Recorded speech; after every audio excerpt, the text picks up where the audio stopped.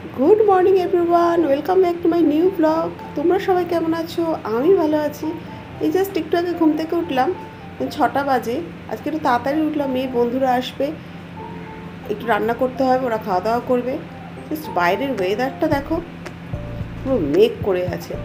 এর ফাঁকে আমি একটু চা করে নিই, দাঁড়াও। দেখে আমি মাছ মাংস সব করেছি, জলে দিয়ে দিয়েছি, কারণ ওটা বরফ ছাড়তেও তো সময় লাগবে। চাটা হয়ে গেছে, ছেঁকে নি।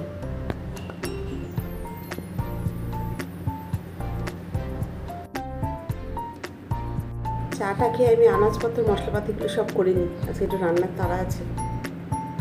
কাল ডাক্তারখানা থেকে আসার সময় একটু বাজার করে নিয়ে এলাম। এই নিলাম একটু ঝিঙে, কাঁকরোল, বেগুন, নিলাম 2 আটি কলমির শাক, খুব সুন্দর ছিল তাই নিয়ে নিলাম, ফ্রেশ একদম।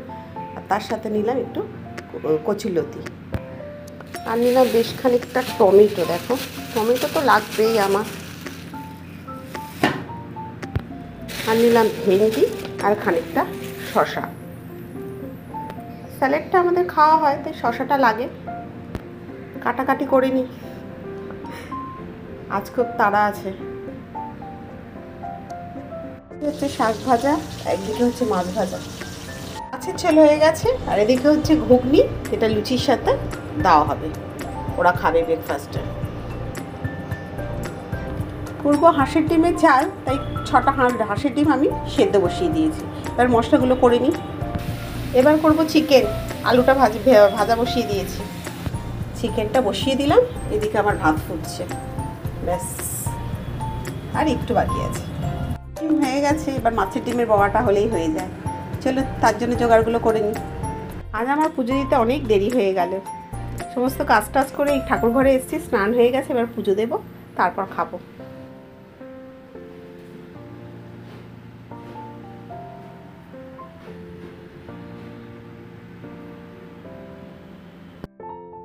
আজ লাঞ্চের মেনুতে আছে ভাত, ডাঁটা আলু কাতলা মাছের ঝোল, আছে চিকেন কারি, আছে হাঁসের ডিম, মাছের ডিমের বড়া, চাটনি, পাঁপড় আর স্যালাড।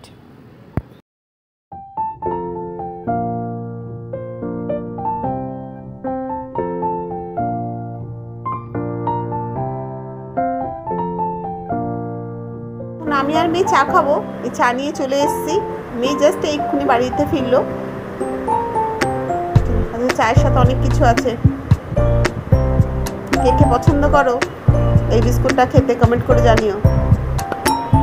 আমাদের রাতের মেনুতে আছে ফেনা ভাত আর ডিম পোচ।